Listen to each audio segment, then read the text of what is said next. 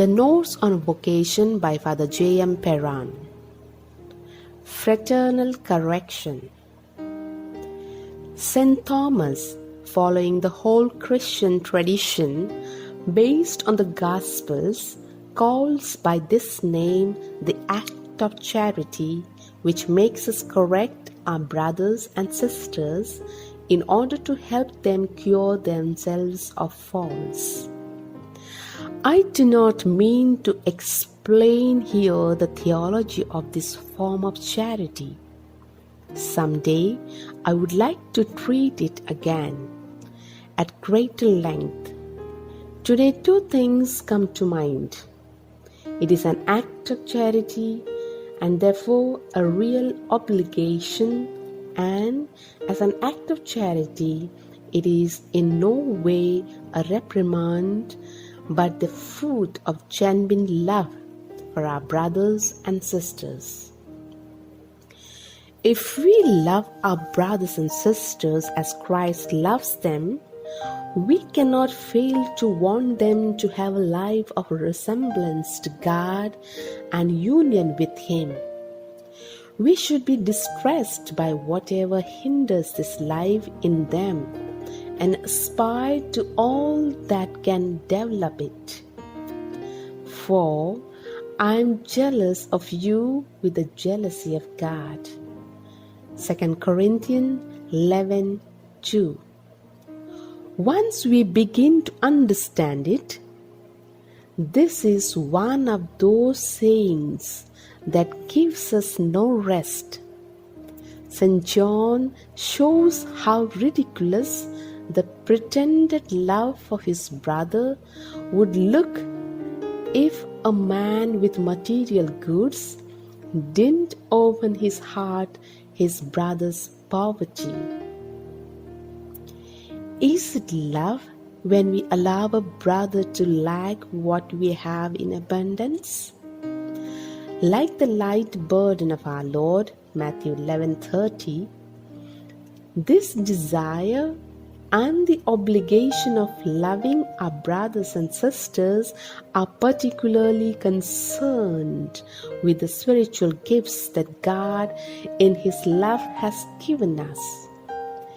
He has entrusted them to us in order that from them we may enrich our fellows, since they have the same claim we do to be His children.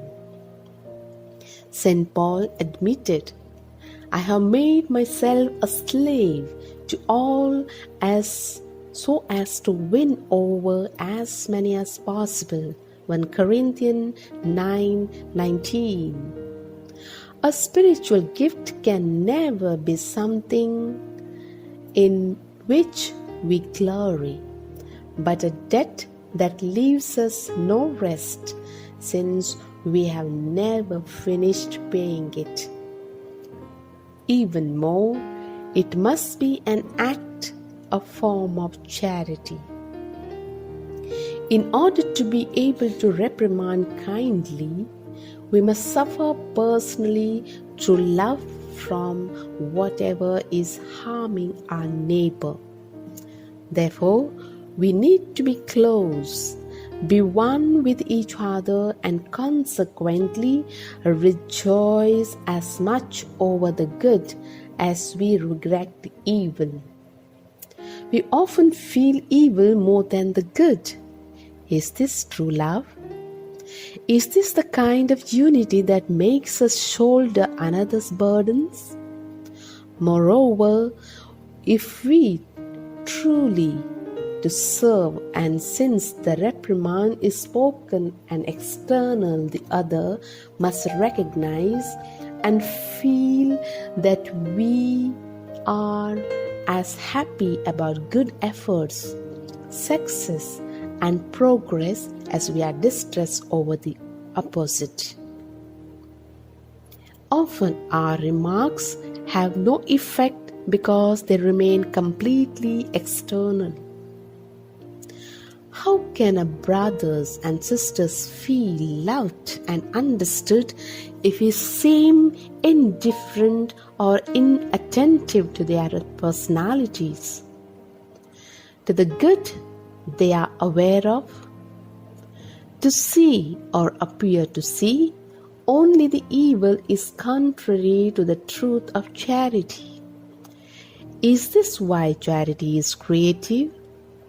Why it awakens our souls?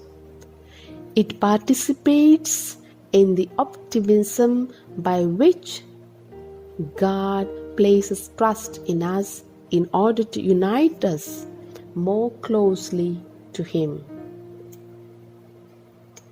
If you desire the good of your sister or brother as much as your own, if you are as happy about her good qualities as you are sorrowful about her faults, if you desire nothing for yourself which you do not also desire for her, if you ask nothing for her of her which you do not ask of yourself, then be sure that you will repeat the words of our Lord, that you will be serving His love, that love whose place you take beside the sister whom He has called to the same ideal as you.